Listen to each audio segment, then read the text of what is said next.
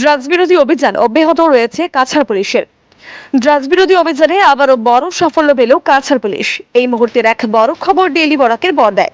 প্রায় 5 কোটি টাকার নেশাজাতীয় কফ সিরাপ জব্দ করল কাছাড় পুলিশ। সেই সাথে আটক করা হলো একজনকে। গোপন সূত্রের তথ্যের ভিত্তিতে কাছাড় পুলিশ রামনগর আইএসবিটিতে অভিযান চালায়। গুয়াহাটি থেকে আসা UP11T 6804 নম্বরের লরিতে তল্লাশি চালিয়ে 149 কার্টুন কফ সিরাপ জব্দ করে। 149টি কার্টুন থেকে 48,000 নেশাজাতীয় কফ সিরাপের বোতল জব্দ করে পুলিশ। সেই সাথে আটক করা হয় ট্রাকটির চালক RC রাজকে। কাছাড় পুলিশের বৃহৎ এই সাফল্য তুলে ধরেন পুলিশ সুপার নোমাল মাহাতো। সাংবাদিকদের সাথে কথা বলতে গিয়ে তিনি জানান, এগুলো বহিরাজ্যে পাচারের জন্য আনা হয়েছিল। জব্দ করা কফ সিরাপের বাজার মূল্য প্রায় 5 কোটি টাকা হবে বলে জানান তিনি।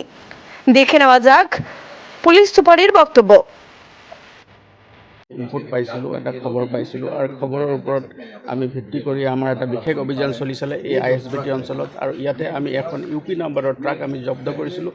আৰু সেই ট্ৰাকত জব্দ কৰাৰ কালত আমি দেখা গ'ল যে ইয়াত ময়দা থকা বুলি কোৱা হৈছিলে, আটা ময়দা আছে বুলি কৈছিলে, কিন্তু তাৰ ভিতৰত বৃহৎ পৰিমাণৰ নিচাযুক্ত সামগ্ৰী মানে এস্কাপ নামৰ এটা কাপ চিৰাপ আছে আৰু 48,000 বটলছ আমি তাৰ পৰা বৰামদ কৰিছোঁ, জব্দ কৰিছোঁ।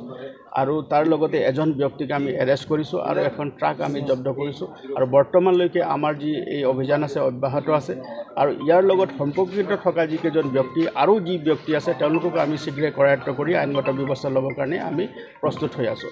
আৰু এই যি সামগ্ৰী আছে এই সামগ্ৰী আমি প্ৰাৰম্ভিক তদন্তত দেখা গৈছে যে এই সামগ্ৰীখিনি বহিৰাজ্যৰ পৰা আহিছিলে আৰু অসমৰ মাধ্যমেদি অন্য বহিৰাজ্যলৈ লৈ যোৱাৰ তেওঁলোকৰ পৰিকল্পনা আছিলে। গতিকে বৰ্তমানলৈকে আমি আমাৰ অভিযান অব্যাহত ৰাখিছোঁ আৰু ইয়াৰ লগত সম্পৰ্কিত আৰু যিসকল ব্যক্তি আছে তেওঁলোকক কৰায়ত্ব কৰিবৰ কাৰণে আমি তৎপৰ হৈ আছোঁ।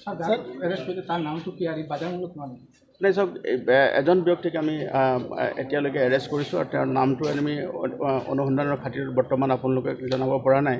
আৰু ইয়াৰ যিটো আনুমানিক যিটো বজাৰৰ মানে চোৰাং বজাৰত ইয়াৰ মূল্য হ'ব প্ৰায় মানে 4 কোটিৰ পৰা 5 কোটি টকা হ'ব।